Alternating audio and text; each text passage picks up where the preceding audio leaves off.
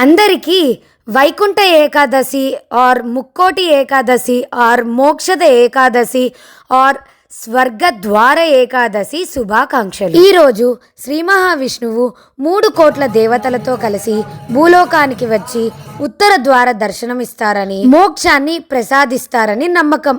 ముఖ్యంగా ధనుర్మాసంలో వచ్చే ఈ ఏకాదశినే మనము ముక్కోటి ఏకాదశి లేదా వైకుంఠ ఏకాదశి అని అంటాము.